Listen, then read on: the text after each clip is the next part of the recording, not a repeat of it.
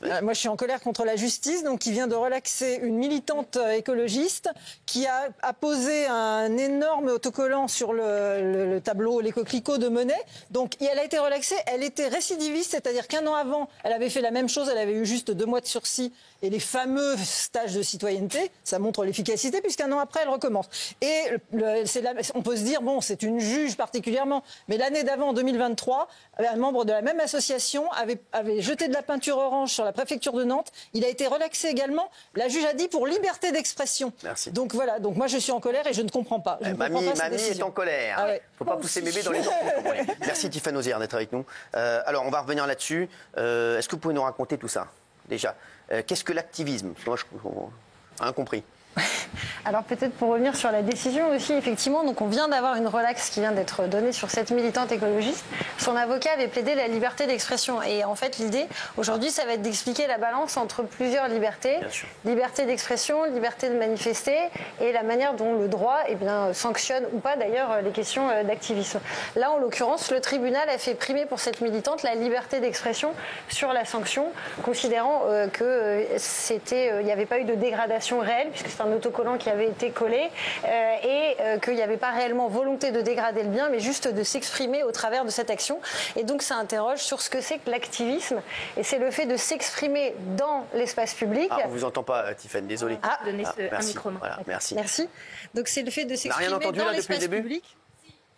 On a entendu 2-3 mots, donc nous ça va, ici on a... C'est très bien. Jean-Michel a entendu, ça c'est principal. Je bois vos paroles. Voilà, donc l'idée c'est de pouvoir s'exprimer. Chouchou du prof. C'est de pouvoir s'exprimer dans l'espace public et de porter un certain nombre de combats de manière normalement sur des actions qui sont censées être non violentes. Et il y a une différence entre le militant et l'activiste. Alors je ne sais pas si vous la voyez ou pas. Non. Le militant, il fait que militer, et l'activiste, il fait chier le monde. Le militant, c'est ça, non? Le militant, c'est plutôt qu'il s'inscrit dans un ordre hiérarchisé avec une idéologie. Par exemple, vous parlerez plus d'un militant dans un parti politique ou d'un syndicat, alors que sur un individu isolé ou un membre d'une ONG, vous serez plus sur un activiste. Alors, je ne sais pas si vous pensez à quelques personnalités célèbres dans les activistes actuellement. Greta Thunberg. Le protecteur de baleines, là, récemment. Ah oui, l'activiste, typiquement. Greta Thunberg. Watson. Greta Thunberg, exactement. Ah ouais, Et Greta Thunberg. Il y a les vrais et les faux. Le vrai, c'est Watson, le faux, c'est Caron. Dites pas du mal des autistes. Oui, merci. Et vous avez des figures C'est encore une historiques. autiste. Vous avez évidemment des figures historiques comme Martin Luther King. Excusez-le. Raconte sa vie, on s'en fout total. Merci. Non, mais en plus, l'autisme, vous connaissez.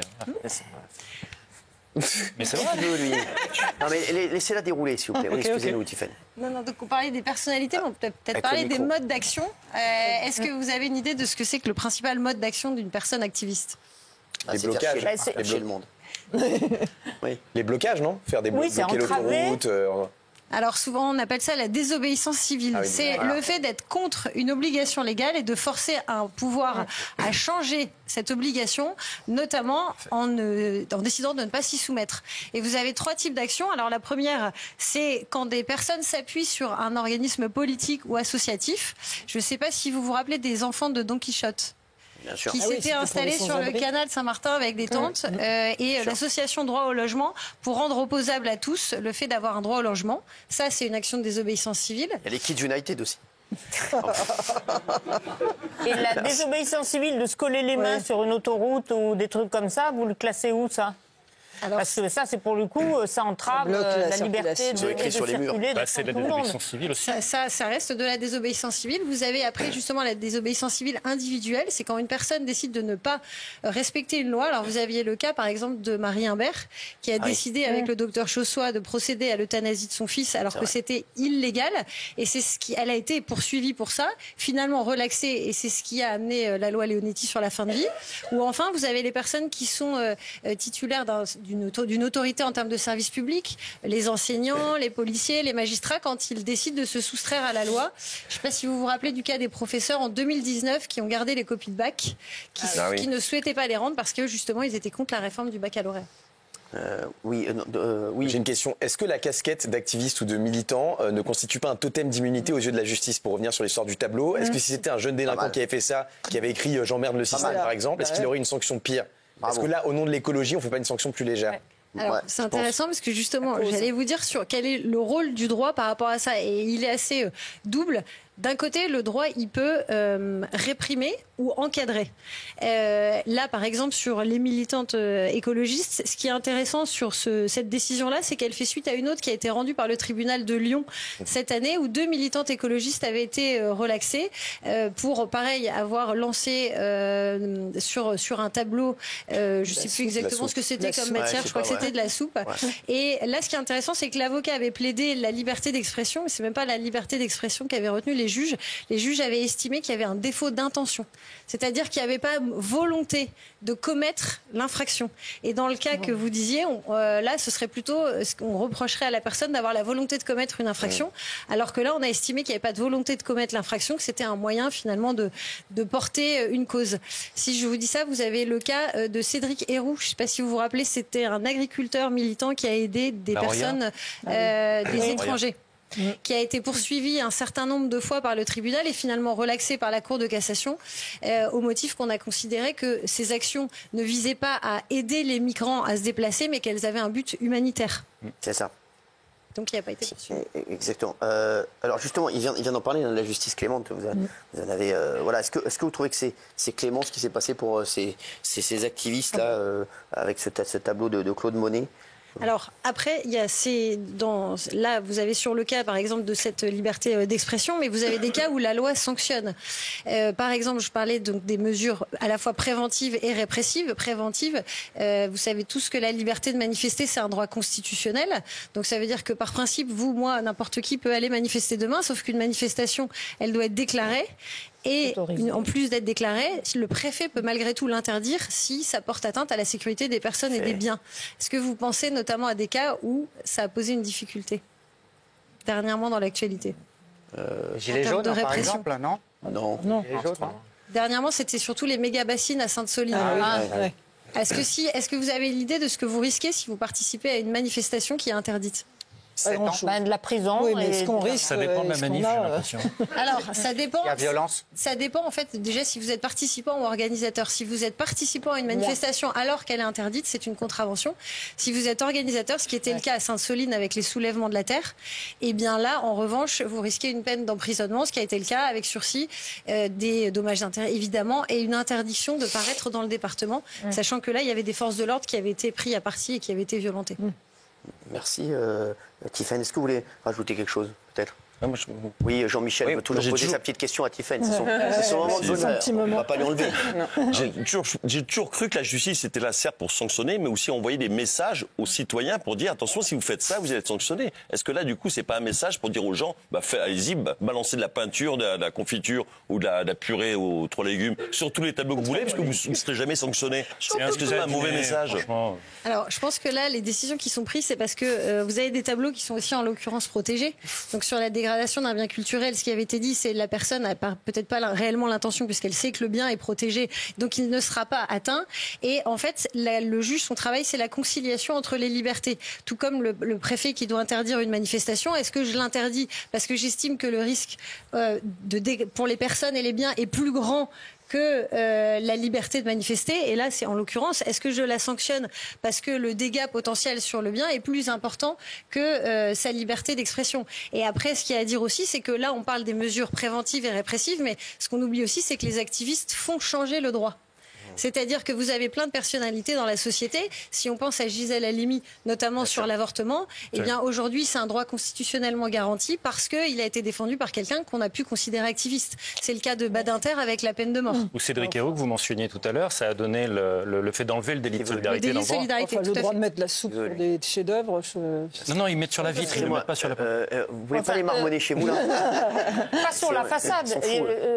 Daniel a cité un exemple qui est précis. On ne comprend pas ce que vous dites, là. Vous parlez entre vous, on n'est pas chez vos mères. Non, sur une façade, la dégradation sur la façade, il n'y avait pas de protection sur une façade. Quand ils ont attaqué Elf, ils ont détruit la porte, c'était une vraie dégradation pour le coup.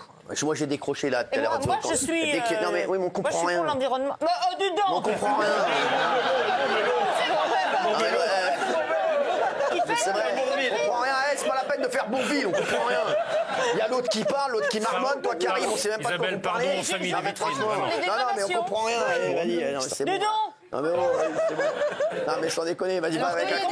Non mais quand il y a des dégradations, vous avez des sanctions. Si vous vous rappelez, vous comprenez ce qu'elle dit. Arrêtez. Si vous pensez par exemple au cas de José Bové. Ouais. José Bové, le fauchage des OGM, on a considéré effectivement qu'il y avait des dégradations et il y a eu des condamnations à des contraventions et des dommages et intérêts. C'est insupportable. Excusez-les, Tiffen, vraiment. Je les tiens plus. Qu'est-ce que vous voulez? Vous voulez poser des questions à tout le monde? J'en ai pas posé une tout à l'heure à M. Ciotti, donc j'ai peut-être la chance d'en poser une à Tiffen. Non, merci Tiffen. Merci Tiffen Ozière d'avoir été avec nous. Qu'est-ce que vous voulez? Non, je voulais demander. Posez-la moi à moi, d'abord.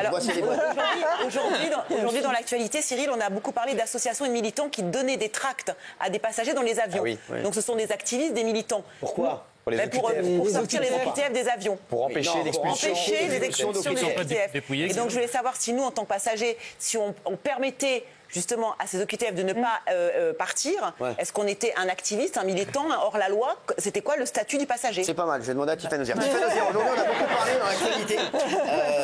Non mais dites-nous alors. Là, je pense que typiquement, ça pourrait être considéré comme un acte de désobéissance civile. Voilà. Pas mal la question. Franchement, qu'est-ce que vous voulez? Rien. Demandez-moi. Je bois les paroles de Tiffen Ozière. Demandez-moi ce que vous vouliez poser question. Non, moi je suis pour Tout le monde boit les paroles de Diben. Ah oui. Jean-Michel Maire, vous. Surtout Jean-Michel Maire. L'autre Thomas Guénolé. Moi je suis pour ces militants, vous le savez bien. Mais vous êtes toujours du mauvais côté. Il y a quelque chose qui m'intéresse. Vous êtes toujours du côté des gens qui nous font chier. Bon, ils ont été relaxés là. Ils ont été relaxés. Si la justice est laxiste, c'est pas de ma faute. Ma question à Maître Ozière. Non, passe-la moi à moi. Ma question à vous, ça va me faire chier. Une fois, excusez-moi, je m'intéresse. Une fois, on dit qu'il n'y a pas d'infraction parce qu'il n'y a pas d'intention. L'autre fois, on dit qu'ils font ça sur le plexiglas, donc il n'y a pas de dégâts. Il y a une vraie volonté de la justice de ne pas les sanctionner. Voilà. Une vraie volonté politique et judiciaire de ne pas les sanctionner. Ça aurait été quelqu'un d'autre, je peux vous dire qu'ils auraient pris dans la gueule. C'était ma question. C'est ça ce qu'a demandé Raymond tout à l'heure. Donc si vous écoutiez un tant soit peu l'émission, Raymond a posé la même question il y a ça 10 minutes. Donc merci. Oui, qui a d'autres questions? Ah oui, Raymond a posé la même question il y a 10 minutes. Et quelle a été la réponse? C'est Guillaume, c'est pareil. C'est exactement ce qu'a dit Guillaume. Ouvrez vos escourdes, hein. Voilà, je vous le dis. Hein. Merci. Excusez-les, Tiffen. Excusez-les, Tiffen, je les tiens plus. Oui, qui a une question là? Dépêchez-vous. Vous n'avez pas de question? Ah non, surtout pas.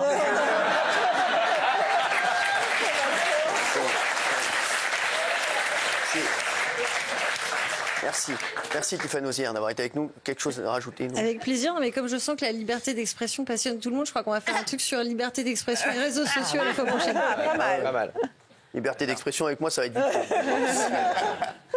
Je serai jamais pire que certaines personnes. Merci Tiffen Ozière d'avoir été avec nous. Vous avez été excellente une fois de plus. Excusez-les pour leur indiscipline.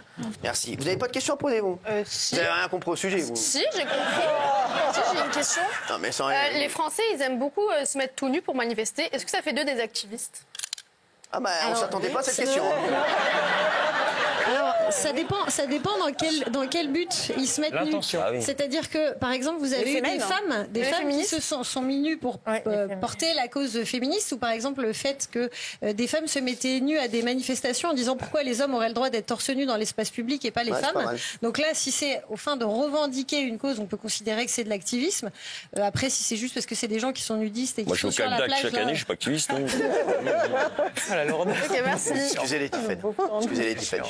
Je ne les tiens pas. Vous savez, j'ai une classe difficile tous les jours. Moi, vous venez qu'une fois par semaine. Oh,